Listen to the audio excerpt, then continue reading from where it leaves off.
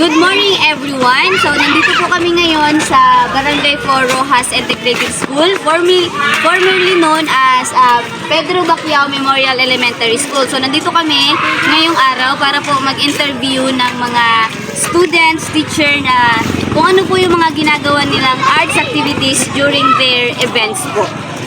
So, samahan niyo po kaming mag-interview na magpaalam na sana payagan tayo na mag-interview ng mga gawa nila tuwing may event. Let's go!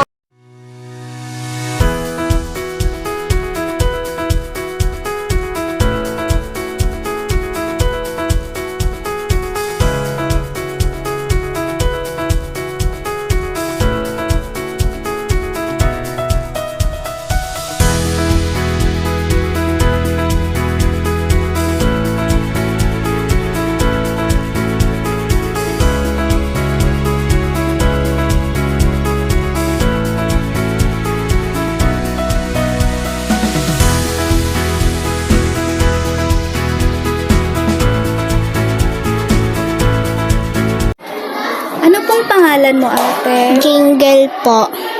Tuwing nutrition month nyo po, ano po yung mga art activities o mga ginagawa nyo? Nagtatanim po ng gulay, tapos nagagawa po ng costume na gulay. Tapos nagadraw po ng gulay. Mga ginagawa nyo po tuwing nutrition month, ate Jingle, ano po yung mga sinasalihan mo? Ano po, sa contest po ng kanta. Tapos, yun lang po.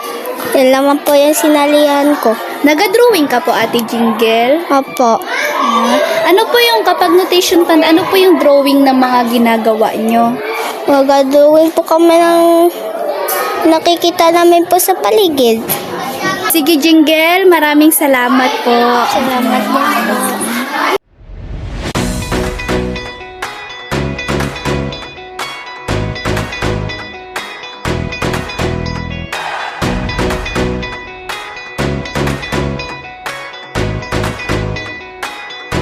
Kuya, ano po yung pangalan nyo? Jasper Ibonbon. Kuya Jasper, may tanong po kami sa iyo. Okay lang po na tanungin ka namin? May tanong po kami sa iyo about po sa buwan ng wika. Ano po yung mga ginagawa niyo pag buwan ng wika po? Nagpapared po. Nagpaparade. Ano ba po yung may mga contest po ba kayo na sinasalihan? Opo, mga drawing. Drawing. Sumasali ka po, kuya, doon? Opo. Ano po yung mga... last year po, sumali ka po ng buwan ng wika niyo? Ano po yung ging drawing mo po?